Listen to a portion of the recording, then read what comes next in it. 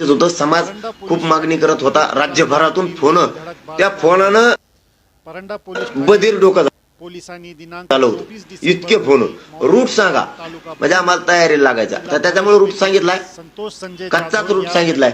गाव ना गाव एक दिवस सांगणार आहेत आम्ही. गाव ना गाव गोपनीय माहिती प्राप्त झाली. ते मुक्काम किती पडतील आणि ते काय आम्ही डोक्यातच नाही घेतलं. आता आमच्या डोक्यात काय आहे, बीडच्या इशारा सभेतून जेव्हा आपण सांगितलं होतं 20 तारखेला अंतरवाली सोडणार.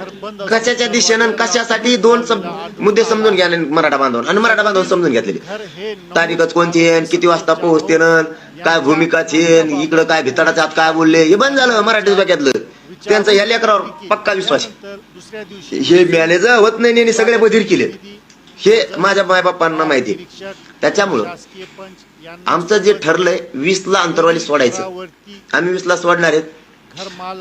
उद्देश दोनच आहे. 20 ला बाहेर पडतोय, कशासाठी चाललो ते किती दिवस पोहोचून द्या. आम्ही चाललो मुंबईकडे कशासाठी, ध्येय काय, आरक्षणासाठी. मग लागून द्या किती दिवस, त्याला काय 2 दिवसात जाऊन येतं काय लागून दे, काय लागायचं आम्ही आमचं बघू. आरक्षण आम्हाला घ्यायचंय. तारखेला जायला का तिथं वाटप सुरू आहे काय गेल्यावर संपन म्हणून त्याच तारखेला जायचं पाहिजे.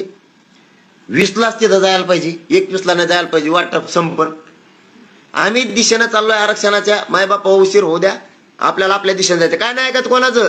कोणत्या तारखे म्हणले होते तारखे मागं पुढे झाल्या, हो ना मागं पुढं. 39 वर्ष आपले हाल झालेत, काय होणार नाही. फक्त चालत राहायचंय, साथ द्यायची. मात्र घरी थांबू नका. जीवाची बाजी लावून फक्त आपल्या मराठीच्या लेकरासाठी लढतो. गोरगरिबांना कोणी मोठं नाही करत. एवढेच मोठं करायसाठी बाहेर पडा. आता हे तुमचं नियोजन ऐकल्यानंतर सरकारच्या काळजात निश्चित धडकी भरली असेल आणि समाजामध्ये प्रचंड उत्साह, चैतन्य निर्माण झाला असेल. 20 तारखेच्या आधी तुमची ही दिंडी निघण्याच्या आधी सरकारला काही इशारा आहे का? नाही, त्यांना काहीच इशारा नाही. त्यांनी 24 डिसेंबर पर्यंत दिलं नाही. त्यामुळे आमचं मनस्थिती 2 तास झाली. धरसोड करायला लागली, देतेन का नाही. म्हणून आम्ही लढायला सज्ज झालो आणि परिपक्वते पण पूर्ण तयारीने आम्ही जाणार आणि ताकदीने जाणार. थोडं वाचून दाखवू का? हो, आहे सगळ्याची इच्छा. एक मिनिटासाठी थोडं आहे तेवढंच वाचतो म्हणजे थोडं लक्षात येईल. मराठा बांधवांनी हे सोबत घ्यायचंय. याच्यात कमी जास्त असेल तर तुमच्या पद्धतीने सुद्धा करा. एक चटाई घ्यायची सगळ्यांनी, प्रत्येक एका व्यक्तीसाठी सांगतोय, संपूर्ण मराठा समाजासाठी एका व्यक्तीसाठी जो सहभागी होणार आहे त्यांनी हे घ्यायचं. म्हणजे सगळ्यांना हे घ्यायचं. आता लक्षात ठेवा, एक चटाई घ्यायची, एक रग घ्यायची, एक उशी घ्यायची, एक शोटर घ्यायचं सोबत, एक रुमाल घ्यायचा डोक्याला बांधायला, आवश्यक कपडे पॅन्ट घ्यायच्यात आवश्यक, एक टॉवेल घ्यायचा आवश्यक, अंगाला साबणी घ्यायच्यात, तुमच्या अंगाच्या कपड्याच्या साबणी घ्यायच्यात, खोबरे तेलाच्या बाटल्या सोबत घ्यायच्यात, गंधाची पुडी घ्यायची, कोलगेट घ्यायचं सोबत, ब्रश सोबत घ्यायचा, ताप सर्दी खोकला अंगदुखीच्या गोळ्या सोबतच ठेवायच्या. कुंकड कैला पुढं बघायला ठेवायचंच नाही सापडायला. एक पाणी पिण्यासाठी तांब्या ग्लास ठेवायचा, एक मोठा ड्रम घ्या त्या गाडीत सगळ्यात मिळून, आणि भांडे ठेवा, 1-2 जार ठेवा मोकळे पाणी घ्यायला. जेवणासाठी ताट ठेवा आपलं. कुंकड ताण नको, हे संपलं ते संपलं म्हणायला. एक बॅटरी सोबत ठेवा अंधाराची, प्रत्येकानं एक बॅटरी ठेवा. मच्छर कॉईल सोबत ठेवा, म्हणजे कुठं मच्छर चावा लागली तर दिली दोन, आणि नाहीत मच्छराने गेले तर कणाकण मारा अंगावरच हातानी. बॅटरी ठेवा. आंघोळीसाठी बकेट सोबत ठेवा. आंघोळीसाठी प्रत्येक गाडीला एक भगवा झेंडा ठेवा आणि हातात एक ठेवा, 2 भगवे झेंडे. एक मोबाईलचा चार्जर सोबत ठेवा. तुमची गाडी आहे त्याच्यातच चार्जिंगला लावायचं ठेवा. इस्त्रीचं सगळं फडका संघ घेऊ नका, कारण जसे असते तसेच घालू. चार्जरसाठी ठेवा. अर्धा क्विंटल बाजरीचं पीठ दळून घ्या सोबत, एकानं. अर्धा क्विंटल तांदूळ घ्या सोबत. भाकरी करायचं कटाळा आला, भात केला, रेटीन हालला की निघाले. अर्धा क्विंटल गव्हाचं पीठ सोबत घ्या. अर्धा क्विंटल सरपण घ्या एकानं. याचं तुमच्या गाडीत 10 जण असले तर 5 क्विंटल झालं. ती तुमच्या गाडीत 10 जण जर असले तर पीठ सुद्धा 5 क्विंटल झालं.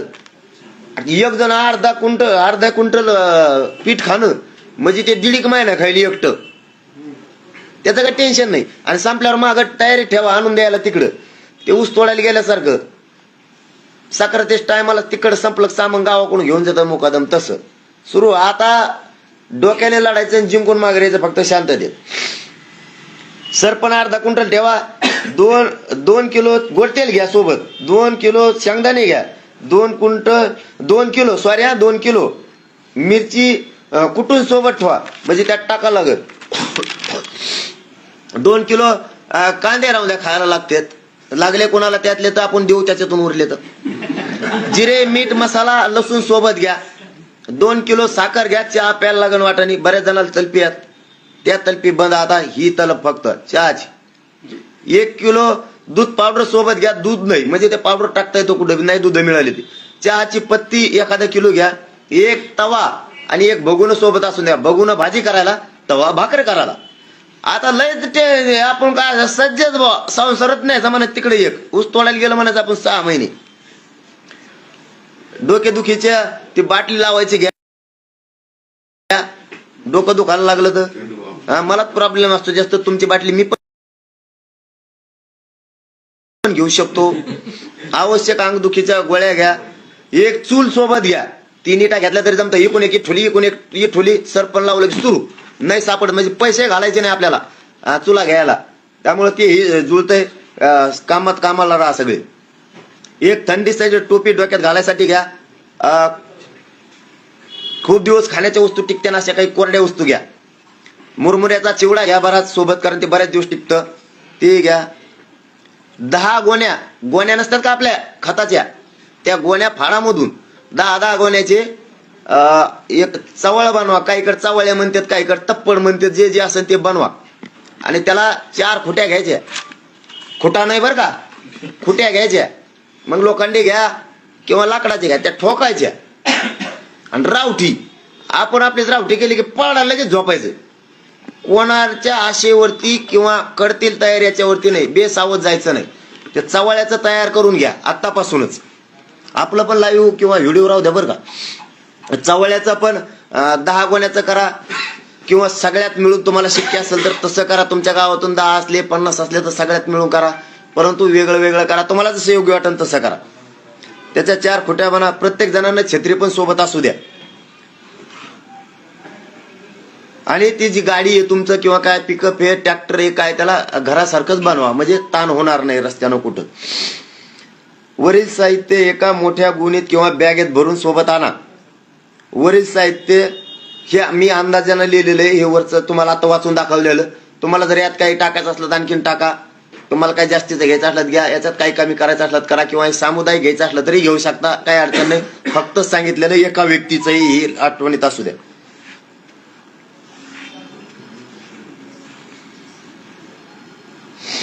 आता लय मोठं आहे हे. नंतर साहित्य ठेवण्यासाठी व झोपण्यासाठी वाहने कोणते असावेत हे का आपण केलं, हे केलं, हे सांगितलं. प्रत्येक व्यक्तीला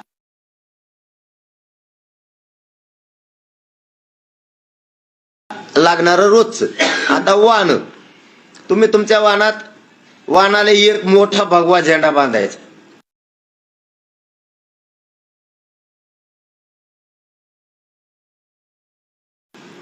जीवनावश्यक वस्तू सामान ठेवण्यासाठी, कारण त्याच्यात त्या ट्रॉलीला छत तयार.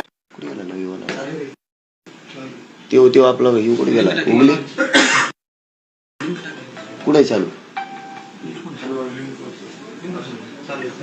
चला वा वा, ध्यान नाही जा थोडं. त्याला छत बनवायचं आहे म्हणजे पाऊस आला तरी तुम्ही त्याच्यात झोपू शकता ट्रॉली मध्येच. एका बाजूला सरपण तुमच्या झोपायच्या वस्तू ठेवायच्यात आणि एका बाजूला तुम्हाला झोपायसाठी व्यवस्था करायची. आला पाऊस तर झोपलेत, थंडी वाजली त्याचे झोपलेत, नाही वाढले तर जिथं गाड्या उभ्या केल्या तिथंच झोपले. जाग्यावरच, जिथं जागा आहे त्याच जागेवर झोपायचं.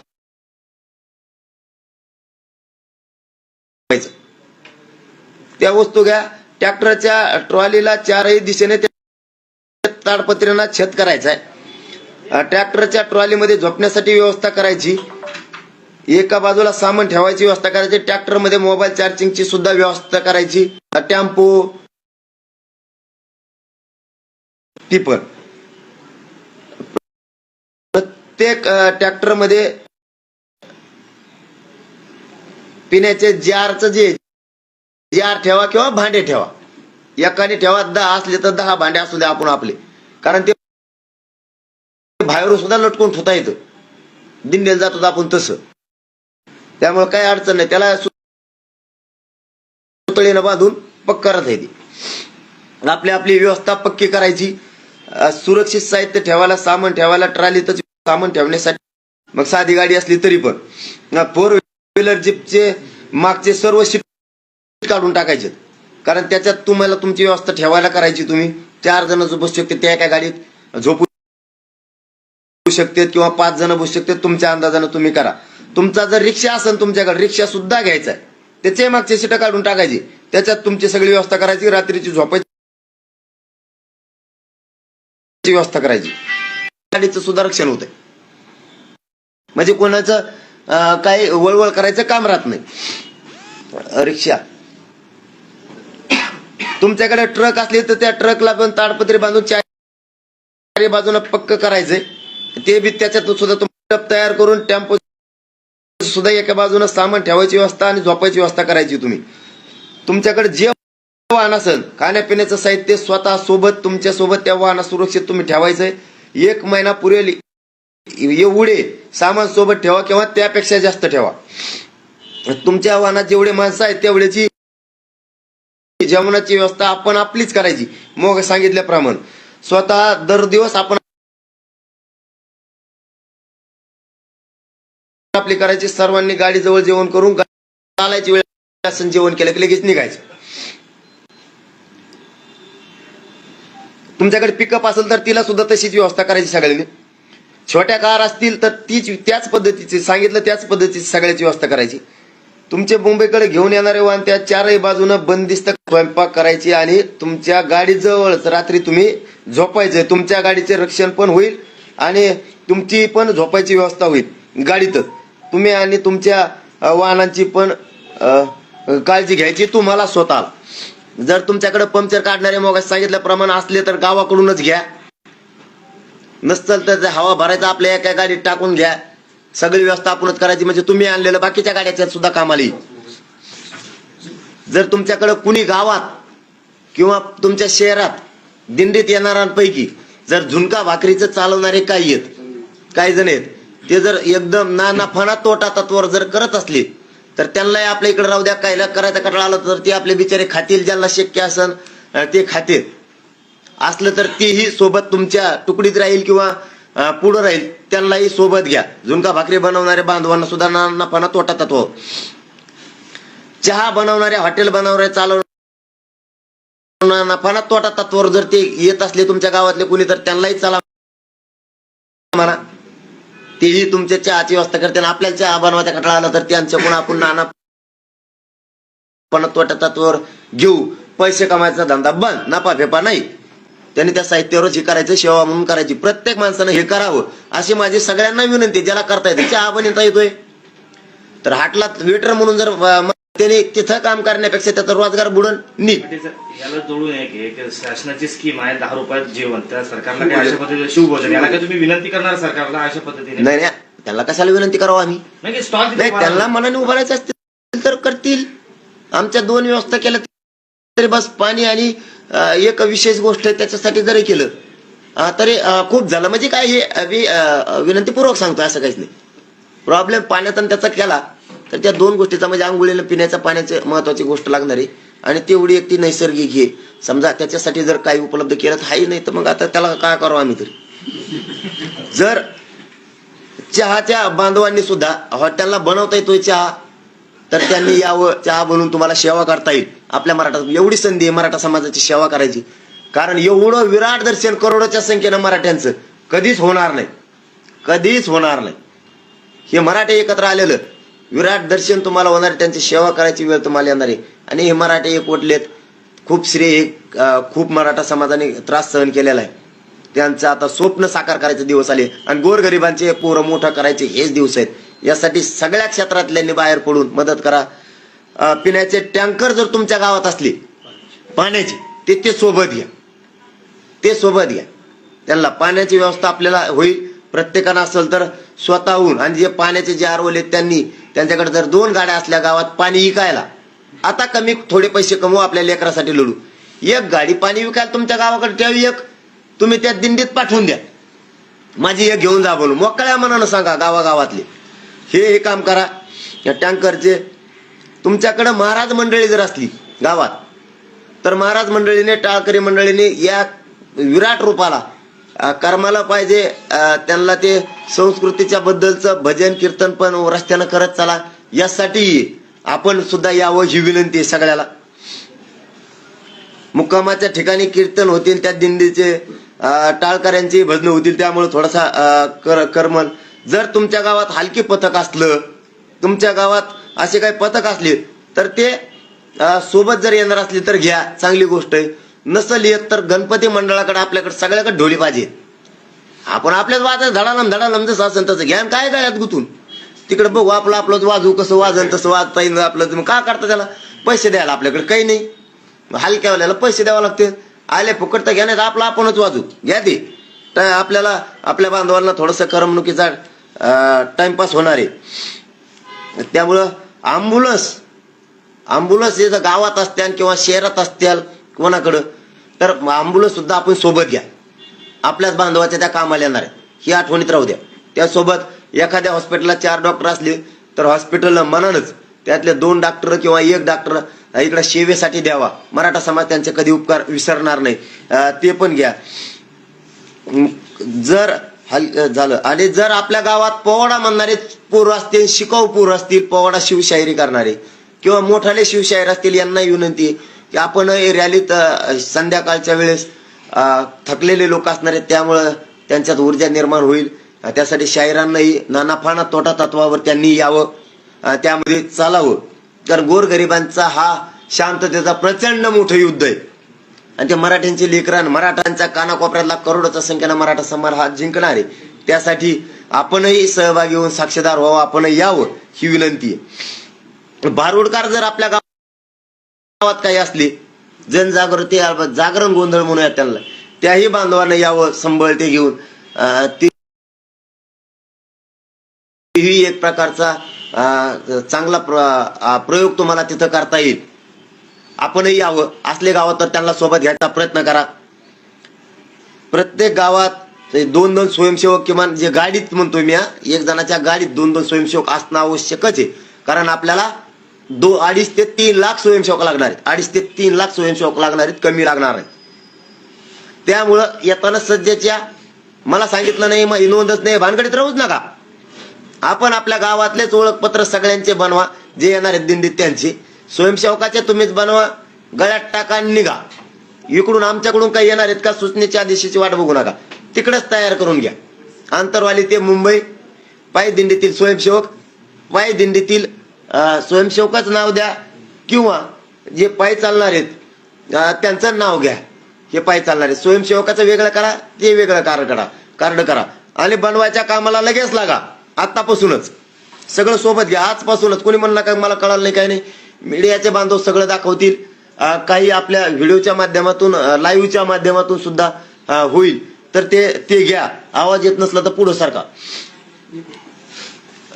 गाडीत स्वयंसेवक घ्या. लाईटचे कनेक्शन म्हणजे बल्ब लागन कुठं कुठं, तर गाडीतल्या ज्या बॅटरी असतात ना, त्याच्याहूनच एक काय म्हणते त्याला, पिना खोसायला बोर्ड पक्का आतूनच करून घ्या, म्हणजे भिजला तरी करंट उतरणार नाही, बाहेरून नको, आतूनच बोर्ड करून घ्या. त्यात पिना खोसले की बाहेरून बल्ब टाकताना उजेडाला. लोक झोपलेत तिथं, त्याच्यासाठी मैदानावर झोपलेत का रोडवर झोपलेत, तर त्यांना त्याच्यासाठी तिथं उजाड होईल. त्यासाठी बल्बाची व्यवस्था सोबत, बल्ब होल्डर चार्जिंगचं सोबतच घ्या. कुठं बल्ब खोसला की लगेच सुरू लाईट, कोणाची वाट बघायची गरज, लाईट गेली, त्यांची डीपी बंद केली, रेंजच गेली, आपलंच गाभाळ संघ घ्या. कस काय मराठ्याला कोण भारी भरतं ह्यावेळेस बघायचंच. आता मुंबईत जेव्हा जर मुंबईत आपले जेवणाचे सोबत संपले तर गावाकडून येण्याचं सांगितलं मी. जर मुंबईकडे आपलं संपलं तर गावाकडून सांगून ठेवा, तुम्ही ट्रकीत सामान टाकून आम्हाला पोहोच करा, परत तुम्ही ट्रक वापस घेऊन या सामान दिल्याच्या नंतर, हे गावात सांगून ठेवा, गावातली टीम तयार ठेवा. मागच्यांनी मुंबईला गेलेल्या पोरांच्या पाठीशी खंबीर उभे राहा.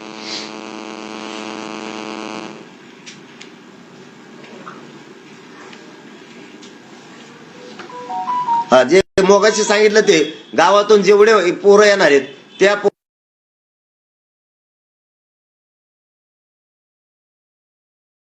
पोरांचा सामुदायिक त्या गाडीला लागणारा डिझेलचा, त्यांना झेंड्याचा, गाडी लावणाऱ्या बोर्डाचा, याचा सामुदायिक सगळ्यांनी खर्च करा. आणि सगळं आता बघा जाणाऱ्यात सगळ्यांनी थोडं थोडं त्याला साहित्य पूर्ण द्या.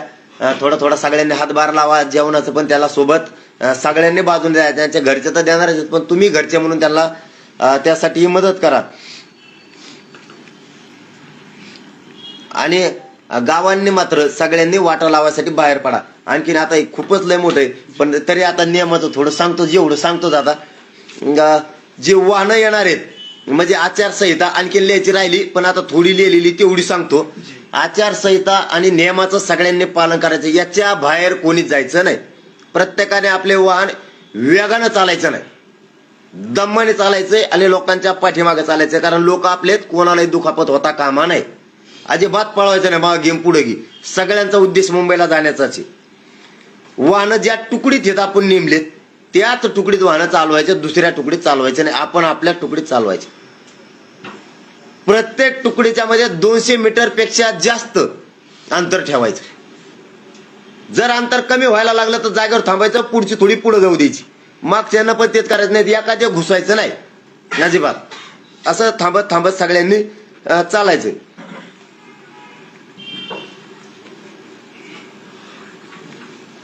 प्रत्येक तुकडीत किमान 30 ते 40 हजार पोरं माणसं पायी चालणार आहे. त्या तुकडीचं सुद्धा लक्षात असू द्या. पायी चालताना शिस्तीत आणि शांततेत सगळ्यांनी चालायचं. महिलांपासून अंतर ठेवून सर्वांनी शांततेत चालायचं. जर काही महिला असतील तर, कारण महिलांचं थोडंसं धाडशीच लागणार आहेत. यायचंच असेल तर आता नाही हा शब्द नाही काढता येणार आम्हाला.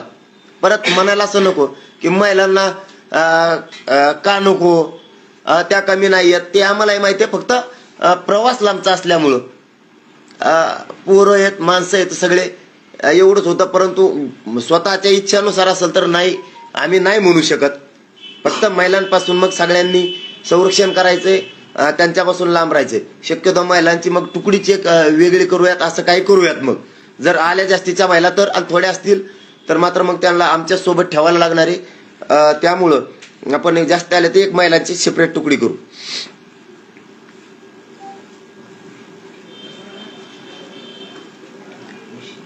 पायी जे सगळे बांधव येणार आहेत, मराठा बांधव, त्या पायी येणाऱ्या बांधवांनी कोणीही व्यसन करायचं नाही, दारू प्यायचे कोणीच.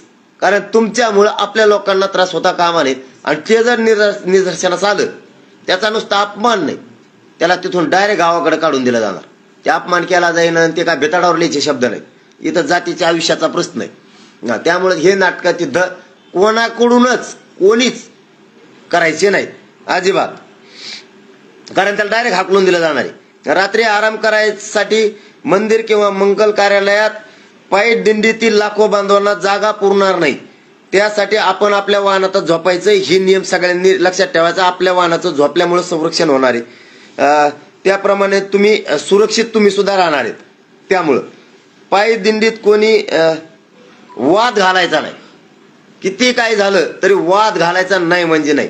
एखाद्याने तोंडात बी हाणली तरी सहन करायची आणि हाणणाऱ्याने विचार करायचा का, त्याच्यामुळे वाद कोणीच करायचा नाही. नसतं त्याला सुद्धा माघारी काढून देण्यात येणार आहे. कारण मायेनं एकमेकाला साथ द्यायची आणि ती आपण करायचं. प्रत्येकानं आपल्या तुकडीत पायी चालायचे व रात्रीच्या आपल्याच त्या तुकडीमध्ये सगळ्यांनी झोपायचंय. दुसऱ्याच्या तुकडीकडे सुद्धा यायचं नाही. प्रत्येकानं आपल्या तुकडीतच चालायचंय. तुमच्या तुकडीतील वाहनाची रक्षणाची जबाबदारी तुमच्यावर आहे, स्वतःवर. कोणत्याही अनोळखी व्यक्तीला गाडीजवळ येऊ द्यायचं नाही, ही जबाबदारी तुमच्यावरच आहे स्वतः. हे सुद्धा नियमाचं सगळ्यांनी पालन करायचे. पायी दिंडीत मुंबईमधील आंदोलन शांततेचं पालन सगळ्यांनी करायचे, मुंबईपर्यंत आणि मुंबई सुद्धा. या नियमाच्या बाहेर कोणी जायचं नाही. या आचारसंहिता कोणीच म्हणत. आपल्या शांततेच्या आंदोलनात कोणी जाळपोळ दगडफेक करेल ते मगाशी मी सांगितलंय, त्याचा बंदोबस्त आपणच करायचा आहे. मग तो कोणी असं आपल्यापासून लांब केला, आपल्याला काय देणं घेणं नाही, सरकार ते बघून घेते. आपला जो एरिया आहे त्या एरियापुरतं आपण रक्षण करायचंय, बाजूला काय करायची गरज नाही, ते सरकारने ते बघून घेईन. कुणी असला तर आपल्याला गालबोट लावायसाठी करत असेल तर ते सरकार बघून घेईल. तुमच्या गावातून स्वयंसेवकाची एक इमानदार टीम सोबत घ्या आणि त्यांनी जबाबदारीत पार पडली पाहिजे, अशी टीम पाहिजे. आपले वाहन हळू चालवायचे, त्यापासून कोणाला इजा होता कामा नये, हे सुद्धा नियम पाळायचा आहे. आपले जेवायला स्वयंपाक आपणच करायचा आहे. जिथे जागा मिळेल तिथेच आपल्या तुकडी सोबत त्याच ठिकाणी आपल्याला वाहनात झोपायचं, हे सुद्धा नियमाचं पालन करा. तुमच्या तुकडीतील माणसे रात्री ज्या ठिकाणी झोपले त्याच ठिकाणी आपण सुद्धा गस्त घालायचं, हे सुद्धा नियमाचं पालन करायचं. रात्रीचा पहारा रक्षणाचा आपण सगळ्यांनी करायचं किंवा आपल्या स्वयंसेवकांनी करायचं, याचं सुद्धा पालन करायचं. कोणीही माझ्याकडे फोटो काढायसाठी येऊ नये, कारण गर्दी होईल म्हणून, चेंगराचेंगरी होऊ नये म्हणून याची दक्षता तुम्हालाच घ्यायची. कोणी फोटो काढायला येऊ नका, नंतर तुमच्या गावागावात येऊन फोटो देतो, आपण काढूयात. फक्त यावेळेस साक्षीदार व्हायची, ही लढाई जिंकायची, म्हणून तुम्ही सोबत राहा, ही विनंती आहे. फक्त फोटो काढायसाठी कोणी येऊ नका, या नियमाचं पालन करा. कारण तुम्ही आल्यामुळे समोरून गर्दी होणार आहे, मग ते सगळं स्टॉप होणार आहे तुकड्या. मग तुम्ही पुढून आले की मुंबईकडे जायला उशीर होईल, त्यामुळे पुढून तुम्ही येऊ नका. लांबून तुम्ही गावकरी रस्त्यानं थांबणार आहेत, तुम्ही आपण लांबून राम राम जय शिवराय करू सगळ्यांना. त्यामुळं आपल्याही दिंडीतल्यानं फक्त पुढे येऊ नका, आपल्या पायी रॅलीतल्याने पुढे येऊ नका. लोक आता गावातले येणार आहेत, त्यांना येऊ द्यावं लागणार आहे रस्त्यातल्या. त्याच्यामुळे तुम्ही आपल्या रॅलीतले दिंडीतले पुढे कोणीच येऊ नका, ही तुम्हाला विनंती आहे. या नियमाचं तुम्हाला पालन करावंच लागणार आहे. त्या शिस्तीचं पालन तुम्हाला करावं लागतंय, कारण हे आणखीन बी लय मोठं आहे. त्यासाठी हे पुन्हा वैयक्तिक मी व्हिडिओ आणि त्याच्यात वाचून दाखवील, सगळ्यांकडे ह्या PDF येतील. त्यामुळे सगळ्यांना पुन्हा एकदा विनंती आहे, घराच्या बाहेर पडा, लेकरांना न्याय द्यायचा. आपले लेकर आपल्याला आपल्या डोळ्यात देखता मोठे करायचे. फक्त हे आंदोलन शांततेत होणार आहे, पण येताना आरक्षण घेऊन यायचं. मी या गोरगरीब मराठ्यांच्या लेकरांसाठी मरायला सुद्धा मागं पुढं बघणार नाही आणि जीवाची माझी बाजी लावणार आहे, परवा करणार नाही. आणि 6वा टप्पा माफी मागून सांगतो, आता नको यात, आपण नंतर घेऊ मुंबईवर आरक्षण घेऊन आल्यावर, कारण आपल्याला वेळ कमी, तयारी करायची. 6व्या टप्प्यात खूप 23 तालुक्यांचा आग्रह होता की 6वा टप्पा आपण घ्या, आम्ही पूर्ण तयारी करतो. तुम्ही तयारी केली त्याबद्दल खरंच मी तुमची दिलगिरी व्यक्त करतो. पण हट्ट धरू नका, हट्ट हेव धरा. मला मुंबईकडे जायचंय आणि मराठ्यांच्या लेकराला आरक्षण आणायचंय. गावाची गावं उद्यापासून पिंजून काढा. पुन्हा एकदा सांगतोय, गावाची गावं पिंजून काढा, गावं पुन्हा जागृत करा. आपले लोक मुंबईकडे घेण्यासाठी प्रयत्न करा. फक्त आता 6वा टप्पा दौऱ्याचा आणि सभेचा नको, अशी माझी इच्छा आहे. आणि तिला तुम्ही मान द्यावा. आणि थांबतो. जय जिजाऊ, जय शिवराय. एक प्रश्न होता पाटील, हरिभाऊ राठोड आपल्याकडे 2 दिवसापूर्वी येऊन भेट घेतली आणि त्यांनी आज मुंबईमध्ये पत्रकार परिषद ठेवलेली आहे. त्यांनी जो तुम्हाला प्रस्ताव दिला, तर तो प्रस्ताव तुम्ही वाचला का? त्याबद्दल काय मत आहे तुमचं? नाही, त्यांनी नुसते पत्रकार परिषदा घ्यायच्याच हमेशा गडबडी करू नये. ते ज्येष्ठ नेते आहेत, अभ्यासक आहेत, ओबीसीचे मोठे नेते आहेत. नुसतं ती हमेशा पत्रकार परिषदा घ्यायचंच ते त्यांनी करू नये. आम्ही ते अर्ध वाचलंय, त्यांचं अर्ध वाचत राहील. ते टप्पू पुस्तक दिले, ते वाचायला वेळ आहे. परंतु आमची मागणी ओबीसीतून आहे, त्या मागणीवरती आम्ही ठाम आहेत. त्यांच्या फॉर्म्युल्यामुळं आम्हाला कमी आरक्षण मिळतंय, इथपर्यंत लक्षात आलं. पूर्ण वाचल्याच्या नंतर आम्ही त्यांना सांगू म्हणलेलो, पण त्यांनी मधीच अशा पत्रकार परिषदा घेऊन काय म्हणतात ना, त्याला संभ्रम होईल असं करू नये, कारण ते ज्येष्ठ नेते आहेत. त्यामुळं आमची मागणी ओबीसी आरक्षणातून यावर आम्ही ठाम आहेत आणि कायम ठाम राहणार आहेत. त्यांचा काय फॉर्म्युला आहे त्याच्यात आम्ही पुरा मराठा होईल नाही. त्यामुळं पक्क झाल्याशिवाय, सगळा विषय चर्चा सविस्तर झाल्याशिवाय आधीच गडबड करून त्यांनी पत्रकार परिषदा घ्यायला नाही पाहिजे, संभ्रम निर्माण करायला नाही पाहिजे, हे आमचं मत आहे. कारण त्यांच्या फॉर्म्युल्यात आमच्या सगळ्या मराठ्यांचं कल्याण होईल असं वाटत नाही. आणि ते पूर्ण वाचल्याच्या नंतर त्यांना निरोप देऊ आम्ही असं सांगितलं होतं. पण ते आता बार जर पत्रकार परिषदा घेणार असेल तर त्यांचा लोकशाहीचा अधिकार आहे, त्याला आपण काही करू शकत नाही. पण त्या फॉर्म्युल्यावर आमच्या मराठ्यांचं कल्याण होईल असं वाटत नाही सगळ्यांचं. म्हणून आमची मागणी ओबीसीत नाही, आम्ही त्याच्यावरती ठाम आहेत आणि आम्ही ठाम राहणार आहेत. हा, आणि याला जोडून विषय 12 बलुतेदारांवरती, गोरगरीब ओबीसी बांधवांवरती जो आरक्षणात, त्यांच्याच ओबीसी आरक्षणात त्यांच्यावर अन्याय होतोय, त्यासाठी त्यांना वेगळा प्रवर्ग करून आरक्षण दिलं पाहिजे, या मतावर आम्ही ठाम आहेत आणि आम्ही त्यांच्या पाठीशी पण आहेत. परंतु त्यांच्या फॉर्म्युल्यावर आम्ही आतापर्यंत कसलाही विचार केलेला नाही. मराठा आरक्षणासंदर्भात हरिभाऊ राठोड यांनी काही गडबड करू नये असं तुमचा त्यांना थेट सल्ला आहे. नाही नाही, आणि त्यांचं आम्ही थोडंच त्यांचं ऐकणार आहेत. आता आमची मागणी संदर्भात ते प्रेस वगैरे नाही, घेतायत, तेच म्हणतो त्यांनी त्यावर उगाच बोलतायत. त्याच्यामुळेच म्हणलं त्यांनी एवढी गडबड नाही करायला पाहिजे. सगळं क्लिअर झाल्याच्या नंतर इकडची भूमिका काय, मराठ्यांची भूमिका काय, त्यांची भूमिका काय, हे ज्यावेळेस याच्यातून उत्तर बाहेर निघल त्या टायमाला माणसाने पुढचं पाऊल उचलायचं असतं. अचानकच समजा गडबड करून त्यांचाही लॉस होतो, आमचाही होतो.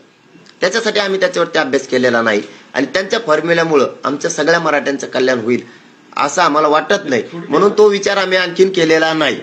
तुमचा निरोप जाईपर्यंत हरिभाऊ राठोड यांनी शांत राहावं. त्यांनी मनानेच राहायला पाहिजे. ओके. ज्येष्ठ नेते आहेत आणि ते मोठे आहेत, त्याच्यात त्यांच्या प्रतिष्ठेचा प्रश्न आहे, आमच्या समाजाच्या पण आहे. त्यासाठी काम करताना त्यांनीच काय म्हणूयात त्याला दूरदृष्टीचा विचार ठेवला पाहिजे आणि घाई गडबड न करता पूर्ण उत्तर बाहेर काढायचं आणि मग काम हातात घ्यायचं. कारण त्या फॉर्म्युल्यामुळं आमचं सगळ्यांचं कल्याण होईल का ते वाचणं गरजेचं आहे. त्यांनी मोठं पुस्तक दिलेलं आहे, ते का लहान नाहीये, ते वाचायला लागत. परंतु आमची भूमिका सगळ्या मराठ्यांना ओबीसी आरक्षणातून आहे, त्यामुळे आम्ही त्याच्यावर ठाम आहेत. त्यांच्या फॉर्म्युल्याबद्दल त्यांनी जरा दम धरायला पाहिजे, गडबड करायला नाही पाहिजे. परंतु त्यामुळं आमचं सगळ्यांचं चांगलं होईल असं वाटत नाही, म्हणून आम्ही त्याच्यावरती विचार करतोय. आमचा विचार होता जरा थांबला पाहिजे. आता त्यांनी नुसती गडबडच केली तर मग आमचं वाटलं होईल ना, आम्ही कसं काय हा म्हणावं मग. चलो, धन्यवाद. दुसरा एक प्रश्न आहे, तिथे मी म्हणलं उरलेले कांदे कोणाला तरी द्यायचे. कोणते कांदे कोणाला द्यायचं म्हणलं येताना नाशिक मार्गे यावं लागेल का? नाही, आता ते ज्या त्या टायमाला बघूया बाबा. पण सध्या आता आम्ही आमच्यावर ठाम येत आणि ओबीसी आरक्षणातून मराठी आरक्षण घेणार. पुन्हा एकदा सांगतो, मराठा बांधवांनो, घरी नका थांबू. आपल्या लेकराला मोठं करायला कोणी नाही. आपल्या मागं आपल्या लेकराच्या नंतर लय हाल होती आणि ते बघायला आपण नसू आणि आपण प्रत्यक्ष बघायला असू तर आपल्या डोळ्यातलं पाणी थांबणार नाही. त्यामुळे लेकराचे हाल होऊ द्यायचे नसेल, लेकरं मोठं करायचं असले झुंज आपण द्यायची, मुंबईला धडक आपण द्यायची, शांततेत इतक्या ताकदीनं मुंबईकडे कूच करा की देशाला वाटलं पाहिजे.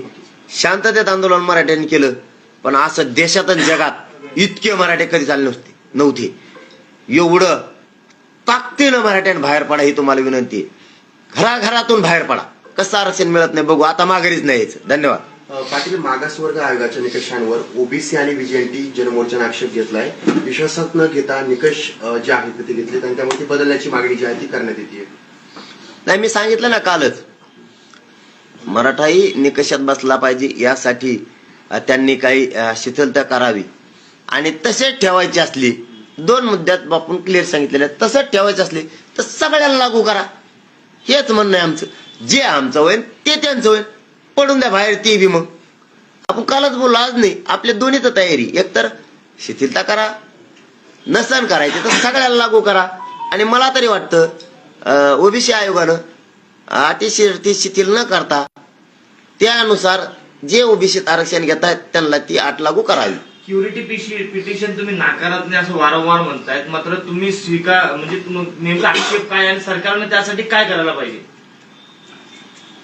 हे बघा, मी पहिले ते 5 महिन्यापासून ते सांगतो, क्युरिटी पिटिशन दाखल या गोरगरीब करोडोच्या संख्येनं एकत्र आला म्हणूनच दाखल केली. शेम साहेबांनी सांगितलं, गिरीश महाजन साहेबांनी सांगितलं. आंदोलन त्याचमुळे सुरू आहे. त्यावेळेस गिरीश महाजन साहेबांनी सांगितलं होतं की आम्ही क्युरिटी पिटिशन दाखल करतोय, 1 महिन्याचा तुम्ही वेळ द्या आम्हाला. त्यावेळेस आपण 40 दिवसाचा दिला होता. त्यावेळेसही याच आंदोलनामुळे आणि याच मराठ्यांमुळेच ती दाखल झालेली. आम्ही ते आरक्षण नाकारलेलं नाही. मान्य न्यायालयाचं त्यावेळेस आम्ही सन्मान केलेला आहे, मराठा समाजात झालं. पण ते ओपन कोर्टात येणार का? त्याच्या त्रुटी भरून काढण्यासाठी भोसले साहेबांची समितीचा अहवाल वाचन होणार आहे का? ते जर चेंबरमध्ये आलं तर फक्त निकालाचं वाचन होईल, पुन्हा पाडे तेच, ते टिकणार नाही. ते जर ओपन कोर्टात आलं तर मग मात्र ते चॅलेंज होत नाही. हे मी वारंवार बोलतोय. मराठी त्याला घेतील सुद्धा, सगळे नाकारण्याचं काही कारण नाही. पण सरकारनं स्पष्ट करावं की ते ओपन कोर्टात येणार आहे, मग आमच्या लक्षात येईल की ते उडणार नाहीये. हे करण्यापेक्षा आमचं असं मत आहे, इतके लपडे खेळण्यापेक्षा, इंदिरा साहनीच्या जजमेंटच्या बाहेर गेल्यावर ते परत उडण्यापेक्षा मराठा आणि कुणबी एकच आहे. अशा 54 लाख नोंदी सापडल्या, त्याचा अहवाल घेऊ आपण. महाराष्ट्रातल्या मराठा समाजाला मराठा आणि कुणबी एकच आहे असा कायदा पारित करावा, सगळ्याला द्यावं, याच भूमिकेवर आम्ही ठाम. ओपन कोर्टात ठेवलं तुमच्या म्हणण्याप्रमाणे, जर ओपन कोर्टामध्ये या सर्व गोष्टी घडल्या तर मग तुमचं आंदोलनाचं काय? तुमची भूमिका काय असणार आहे हे मग? बघा, मी पुन्हा तेच सांगतो तुम्हाला, आम्ही मराठ्यांनी ते नाकारलेलं नाही, परंतु ते 50% वर जात आहे, ते उडणार आहे. पुन्हा आंदोलन करण्यापेक्षा स्पष्ट सांगितलं ना, मराठा आणि कुणबी एक आहे, त्याचे इतके पुरावे राज्यात कधीच सापडलेले नाही. तिथून पाठीमाग कधीच कायदा पारित करून महाराष्ट्रातल्या सगळ्या मराठ्यांना ओबीसीत आरक्षण द्यावं, याच भूमिकेवर आम्ही ठाम आहे. ते जर टिकलं तर मराठे घेणारच आहेत ना. ते सुद्धा याच गोरगरीब मराठ्यांच्या आंदोलनाचा विजय, तो सुद्धा मराठ्यांचाच विजय, आणि मराठ्यांमुळेच आणि याच आंदोलनामुळे क्युरिटी पिटिशन दाखल झाले. आणि तिसरे गोरगरीब मराठ्यांच्याच एकजुटीच आहे, बाकी कोणाचं नाही, माझं सुद्धा नाही. आता रॅलीमध्ये जर राजकीय पुढारी मराठा पुढारी सहभागी झाले तर त्यांना घेणार का? आणि पोलिसांची परवानगी तुम्हाला मिळाली किंवा प्रोसेस चालू आहे? आता राजकीय नेते ज्यांना आता आम्हीच आव्हान केलंय मराठा समाजाने, की आपण स्वतःहून पुढे येऊन मराठा म्हणून याच्यात सहभागी व्हावं आणि मराठ्यांच्या पोराच्या पाठीशी उभा राहावं. आता आम्ही स्वतःहूनच आव्हान केले, आणि ते रॅलीत चालायला लागल्यावर त्यांना चलू नको कसं काय म्हणायचं? म्हणजे एकीकडून पाठबळ बी आम्हीच मागायला लागलो, आणि येऊ नका आम्हीच म्हणायला लागलो. उलट होईल ना. त्यापेक्षा मंत्री सत्ताधाऱ्यासह विरोधकांनी सगळ्या पक्षातल्या मराठ्यांच्या आजी माजी नेत्यांना, आजी माजी सगळ्यांना ताकदीनं सहभागी होऊन एवढ्या वेळेस मराठ्यांच्या पोराच्या पाठीशी उभा राहावं, हे आम्ही सांगितलंय. आमच्या डोळ्यात आता दिसल कोण आलाय, तोच आमचा. जो नाही आला त्याला मराठ्यांनी दारात उभा नाही करायचं कधीच. त्याला तर आयुष्यभर मराठी गुलालाच नाही लागून देत, त्याचं टेन्शनच नाही घ्यायचं. दुसरा मुद्दा तुमचा पोलिसांच्या परवानगीचा. आता आम्ही निवेदन देतोय, सरकार मायबाप आहे, आम्ही जनता आहे, लोकशाही मार्गानं मागणी करायला शांततेत आलोय. परवानगी सरकार देणारच, त्यात दुमत असण्याचं कारणच नाही. आणि उद्याच्याला आमची एक पथक किंवा टीम मुंबईला जाती. उद्याच्याला 11 वाजता तिथं पोहोचल. ते ग्राउंड ते सगळं बघणार आहे. तिथं सुद्धा ते बघण्याची पाहणी करण्यासाठी आम्ही उद्या एक आमची टीम पाठवतोय. मुंबईतली सुद्धा टीम गेली होती. मुंबईतले बांधव आणि इकडचे जाऊन आपल्याला सहज चक्कर मारून बघून यायला लागले. हरिभाऊ राठोड यांची पत्रकार परिषद सध्या सुरू आहे. ते म्हणतात जरांगे यांनी दिलेली तारीख ना सरकारला परवडणार ना त्यांना, मोर्चा काढून काही उपयोग नाही, सरकार आरक्षण द्यायला तयार आहे, पण कायद्यात कसं बसवायचं ते त्यांना माहित नाही. यासाठी मी त्यांना एकत्रित बैठक घ्यायला सांगतो, पण ते ऐकत. ते सरकार मोर्चाने काय होणार आहे का नाही ते सल्ले द्यायची त्यांना गरज नाही. मी आता त्यांना सन्मानाचा शब्द दिलेला आहे की ते मोठे ज्येष्ठ येतात आणि ते त्यांनी आम्हाला मग असले भाषा शिकून आहे. मोर्चाने काय होणार ते आमचं आम्ही बघू काय करायचं. दुसरं तुमचं हे जे कडक नियोजन आता ऐकलं सगळं, किंवा सगळ्या गोष्टीची तुम्ही व्यवस्था केली, योजना केली, अगदी बारीक बारीक सुईदोऱ्यापासून जर तुम्ही हे सगळं नियोजन केलेलं आहे, हे पाहता याच्यातून एक स्पष्ट झालेलं दिसतंय की आता माघार नाही. नाही नाही नाही, मी सांगितलंच ना, फक्त कन्फ्युजन काही जण करतात. 20ला निघाले कवा पोहोचायचे, काय तुम्हाला काय करायचं, आम्ही आमचं कवा पोहोचू. आम्ही दिशानं चाललो की नाही आरक्षणाच्या, उगत ते घरी बसते आणि तिथून सल्ले देतील कवा जाणार रे, तर मग उशीर झाला काय, वेळच दिला काय जास्तीचा, आणि ती घरी देते व्हॉट्सअप फेसबुकवर टाकून उगाच उगा. आणि मग तेच मला फोन करतात बरं का, परत तुम्हाला सांगायला नाही पाहिजे पण सांगतो. मग मराठी लागायचे त्यांच्या माग, आणि मग तेवढे बार सांगा बाबा चुकलं मायकून बोलला काय लढतो आम्ही. जीव जाळतोय माझा गोरगरीब मराठा समाज, रक्त जाळतो माझा गोरगरीब मराठा समाज. तू कशाला लिहितो, किती दिवस लागणार आहेत, काय होणार आहेत. दिशा तर तीच आहे, ध्येय तर तेच चाललेत ना. मुंबईला 20 तारखेपासून पोहोचतील ना, आरक्षणच घेऊन येते येताना. टेन्शन कमी घेतो, 39 वर्ष दम धरलाय आम्ही, येताना आरक्षणच घेऊन येणार आहे. टेन्शन घेऊ नका. तुम्हाला चालायचं त्याच्यात नाही, तुम्हाला घरी झोपायचं बंगल्यात तुमच्या, आणि सल्ले आम्हाला द्यायला लागली इकडे. त्यामुळं काय म्हणले होते, आता माघार नाही. नाही नाही, अजिबात नाही. जीव गेला तरी माघार नाही. मराठा समाजाला शब्द, सरकारला सुद्धा आता माघारी नाही. हरिभाऊ राठोड तुम्ही आम्हाला गोळ्या बी घातल्या तिथं सरकारनं मुंबईत, तरी माघार नाही म्हणजे नाही. हा, समाजासाठी जीवन अर्पण केलेलं आहे, मरेपर्यंत अर्पण केलंय. दोन्ही पैकी एक माघारी घेऊन येणार. एक तर आरक्षण नाही तर मला घेऊन यावं लागणार. पाटील साहेब, हरिभाऊ राठोड असं देखील म्हणतात जरांगे यांनी सामाजिक क्रांती जर केली तर, म्हणजे सामाजिक क्रांती तर राजकीय क्रांतीत बदलली तर खूप मोठं परिवर्तन होईल. अरविंद केजरीवाल एक उदाहरण आहे. ते बघू नंतर, जाऊ दे ते त्यांच्यावर. आता आमचा मुद्दा ज्वलंत आरक्षणाचा आहे, ते राजकारणाकडे घुसते. ते राजकारणी माणसाला याच्यामुळे मी चर्चा करत नाही त्यांच्याशी. त्यांनी सामाजिक म्हणून बोलावं म्हणजे मराठ्यांचं कल्याण होईल. आणि त्यांच्या 12 बलुतेदार बांधवांचं कल्याण होईल. त्यांनी ओबीसी प्रवर्ग वेगळा करण्याबद्दल बोलावं, कुठं राजकारणाच्या टिप्स देत बसू नये. उगच त्यांनी कशाला क्लासेस टाकावं. गोरगरीब ओबीसीच्या छोट्या छोट्या जातींना न्याय मिळण्यासाठी वेगळा प्रवर्ग करण्यासाठी संघर्ष करावा. मराठ्यांना न्याय मिळण्यासाठी त्यांनी संघर्ष करावा. उगाच राजकीय सल्ले कशाला. त्यामुळेच आम्हाला त्यांचा फॉर्म्युला आवडा नाही. धन्यवाद.